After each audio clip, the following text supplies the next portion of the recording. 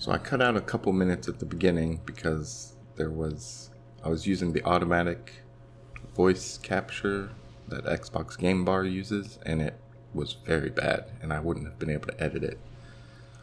So I'm just checking my gear right now to make sure the right gear got applied from that add-on I just had open at the beginning.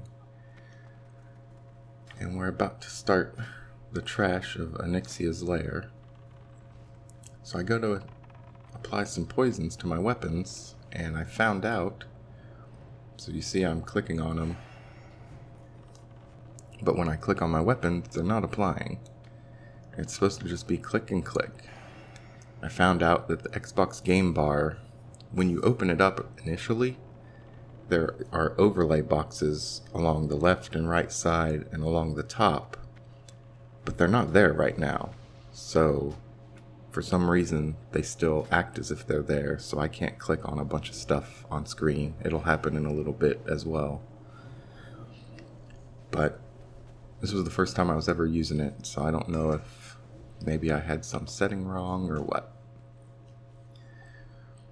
But when I have my weapons in the hotbar over there on the right, it works. So I just put my weapons over there and applied some poisons.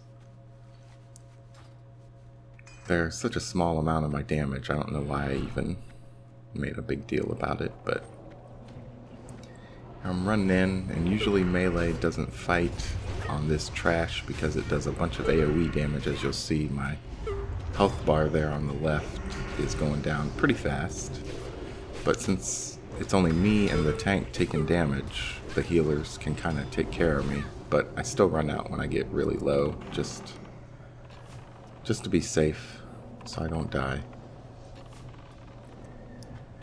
And this trash, it really doesn't even need to be in the raid.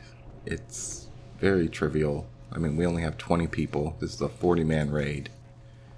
And we're gonna do this, spoiler alert, pretty easily. There, I just clicked a macro that swaps me to my skinning gear, because you need extra skinning since these are above level 60. So I'm kind of missing this trash mob, but it's not a big deal. I think I show up almost right as it's dead. Maybe not. No, it's not even hurt at all yet. So one of the other rogues, probably the highest DPS rogue in the guild right there, Cyanide, decides to go in as well. Guess maybe he felt left out because I was the only one going in.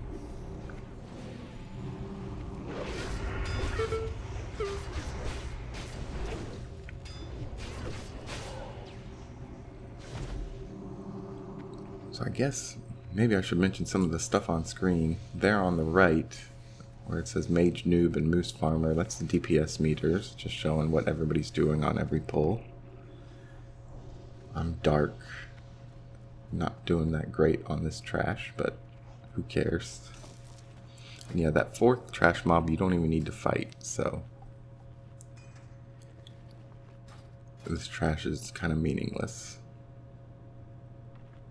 So there I noticed that I can't click on any of the potions in my bags, but I can click them down there on my hotbar, so it's that overlay again. I'm just using pretty much the standard rogue buffs. I think one's 25 agility and 2% crit, one's 120 health, one's 10 agility, and one is like 30 strength, which is 30 attack power. There you just heard my push to talk button, so I must have said something in raid or in Discord.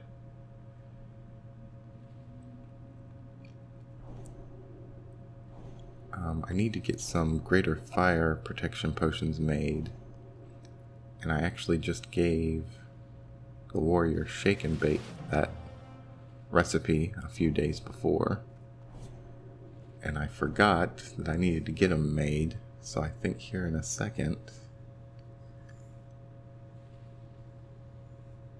See, one person said they weren't ready, so we have a couple of seconds before the fight starts. I just reset the damage meter.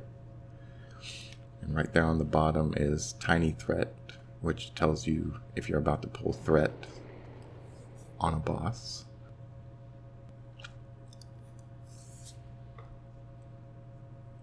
So, the raid leader's probably just talking to people and telling them what healers to heal what targets and all that stuff.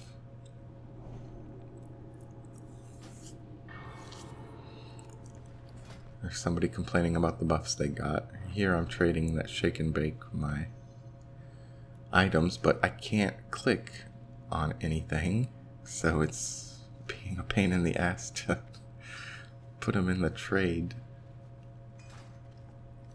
I finally get it. I didn't have to tell him what to do because he knows to make them, because I just gave him the recipe like a couple days before. But then I tell him my UI is being a piece of crap. So he makes them, gives them to me. Also, the recipe I gave him was like a 200 gold recipe, but he and his wife helped me out a lot when I first hit level 60. So here, you just stay away from the boss, stay away from her tail, or she'll swipe you into the whelp caves to the right and left. Then you stay up with her. You can't be in front of her either because she breathes fire like she just did. Standard dragon boss in World of Warcraft. So you can just DPS slowly. Like, I'm the highest other than the tank right now for threat, so it's a bit dangerous. I've already used all my cooldowns, and I'm at the highest DPS right now, and I should probably vanish soon. So yeah, had my finger on it. And just keep DPSing. All those little green, yellow, and red bars that pop up are my combo points, which I use for my finishing moves. I only really have 2 finishing moves that I'm using on this fight, which is Slice and Dice and Rupture. Now usually I don't use Rupture, I use Eviscerate, but since we have so few damage over time on the boss there on the right, there's plenty of slots, so I went ahead and did it because it's more DPS. We're actually killing her pretty quickly for only having 20 people, but we do have a couple of the highest DPS people in the guild. So phase 2, she runs away and then starts flying here in a second. And when she's flying, you're supposed to put a lot of damage over times on her, but we don't have a lot. So she can do a deep breath where she breathes fire on the entire raid area, which maybe she'll do later. So here the whelps automatically come out. I pop, well, I don't have my cooldown yet, but usually I would pop my Blade Flurry to do AoE damage to these. But off tanks are just tanking them, you just need to kill them. There we're all grouped up and we got hit by a fireball, so you're supposed to stay about 10 yards away from everybody. That range check on the right shows you if you're in range of anybody. So right now I'm just kind of hanging out, trying to see if I can get an opening to go put some more ruptures on her.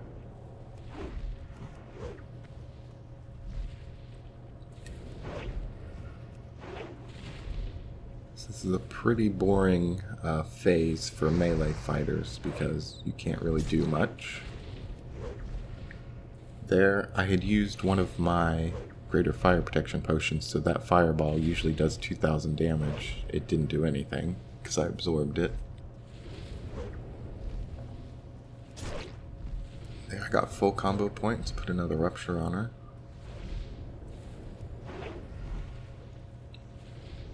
Now I'm still top DPS according to damage meters, and that's weird for a melee. So there I pop Blade Flurry to kill a couple of whelps. A little bit of DPS helps. I hit evasion because I was getting aggro on some of them. There, I was not ready. She does a deep breath, so you need to be on the sides of the area, and I don't even get hit by it, so that worked out pretty nice. Usually you have to be, if she's at the north, you can be on the east and west. If she's at the like northwest, you have to be whatever southeast and east, I don't know, whatever. You have to just be on the opposite sides of her. You see 2 people died on that breath, which were 2 really low level characters. Well, one's level 60, but he barely has any gear yet. The other one I think was a level 57 healer. So they could not survive the deep breath, which does like 1,000 damage a tick and does multiple ticks, and like I only have 4,000 hit points fully buffed. So there, I should have stopped DPSing a lot longer before that, and we almost get feared right into the whelp cave. That would have been terrible. So now fire comes out of the floor and can damage you. It just hit me for like 3,000. Usually the tank pulls her to the north, but we're having some issues getting her pulled up there right now. There she just turns to the raid and kicks the tank. See, he needs to be backing up all the way to the wall here. And nobody should be DPSing because he needs to get threat. But now it looks like she's good.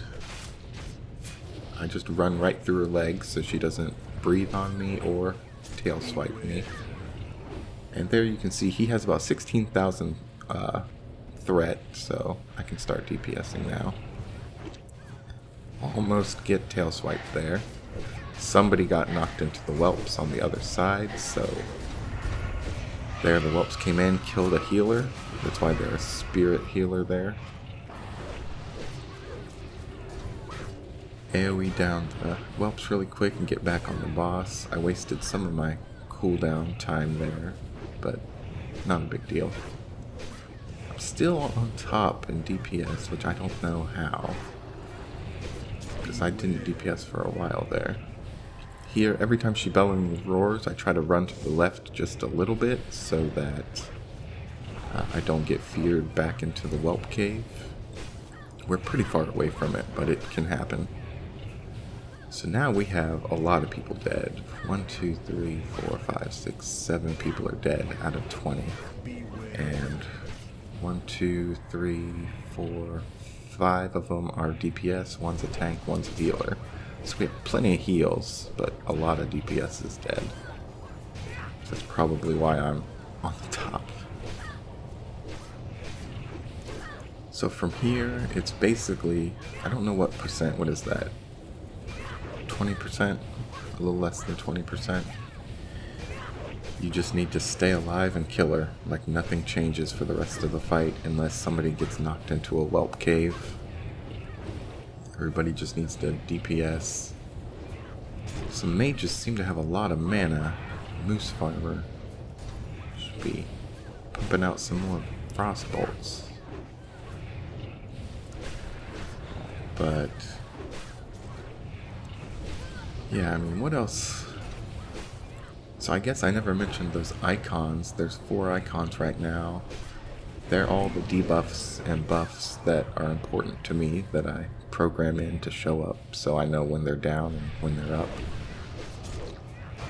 So I can see, yeah, my deadly poison's dropped off, but now it already has 3 stacks again.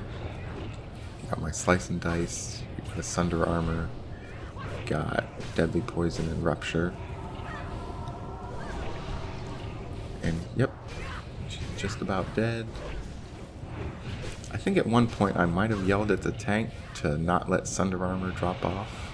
Not really yelled, but just said, hey, don't let Sunder Armor drop off. And he's like, whoops, sorry.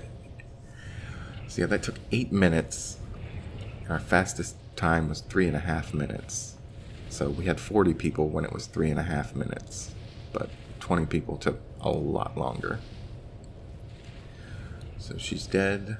Let's see what she dropped. So she dropped a rogue tier 2 helm, mage tier 2 helm, her head that she always drops, a necklace nobody cares about, and I think that's a hunter black dragon sinew that nobody really needs. So this is Raid Loot Council. You can just tell the people who are on Loot Council why you're passing or why you need an item. Pass on everything. Because I'm about to quit the game. I think this was what, like 3-4 days before I deleted all my characters. It kind of sucks that you can basically undelete your characters. You can only do it once every 2 weeks, but I bet you're allowed to just undelete every character ever. But I also deleted all their gear, which you can't get that back, so at least not very easily.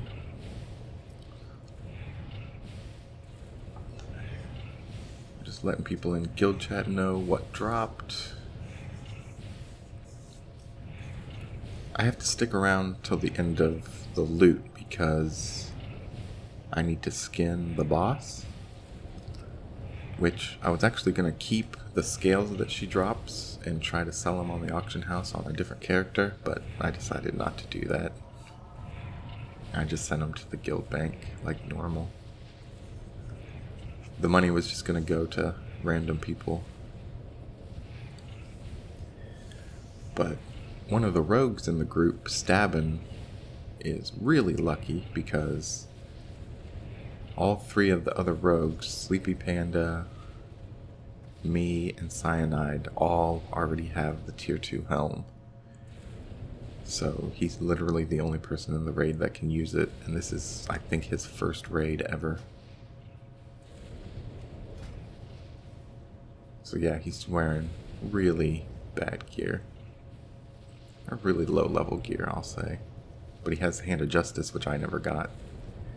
He has decent weapons. His weapons are as good as mine.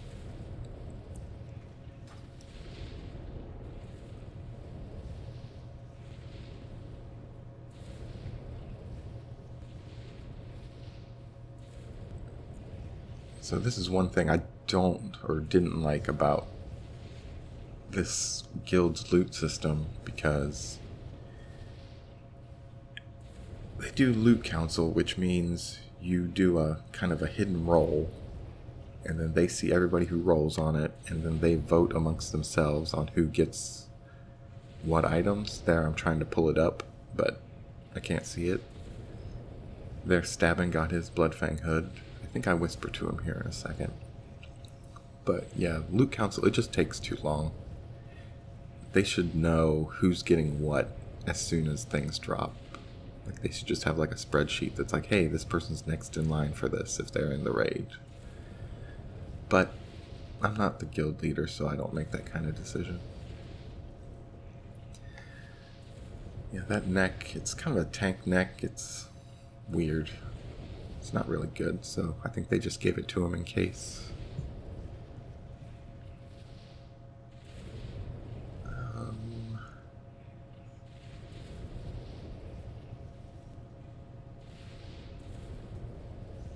It stinks that I didn't get the recording of Discord. I don't know, because I don't think it was working on the Xbox game bar capture either. So I'm not sure how I can have recorded that, but not a big deal.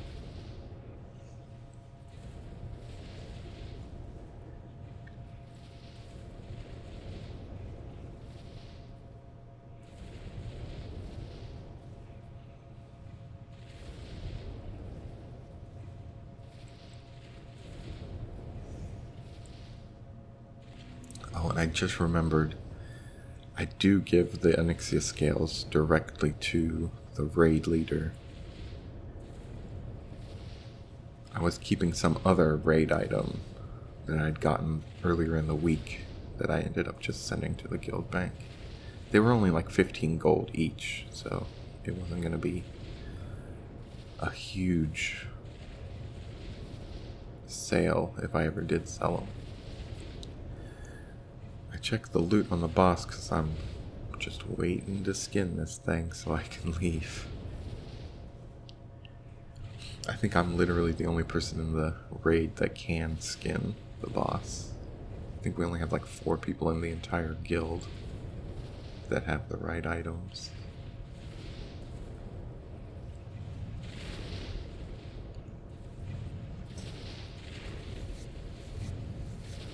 There, I finally can do it. I failed, which is ridiculous. Failed again, even though I'm max level. There, we got it on the 3rd try. Looking for the raid leader. Trade those right to him.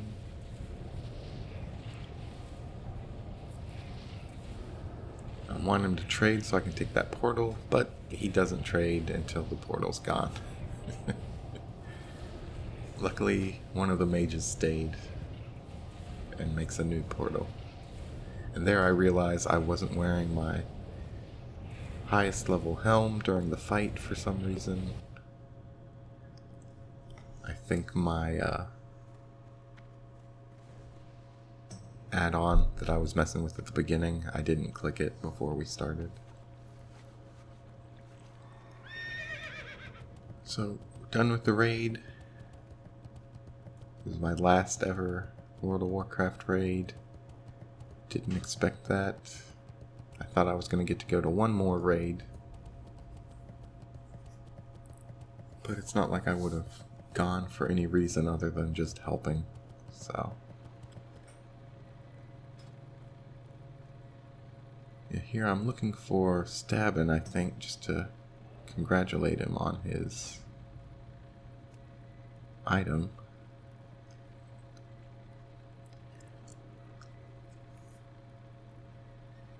Great timing for the fact that this is his first raid and he joined a raid where everybody already had the rogue item. So, good for him. I think I had kind of the same experience when I first joined the guild. My first raid I got 2 items and it was just because the other people in the raid already had them. Safe travels. But yeah, that's about it. I guess thanks for watching if you made it this far.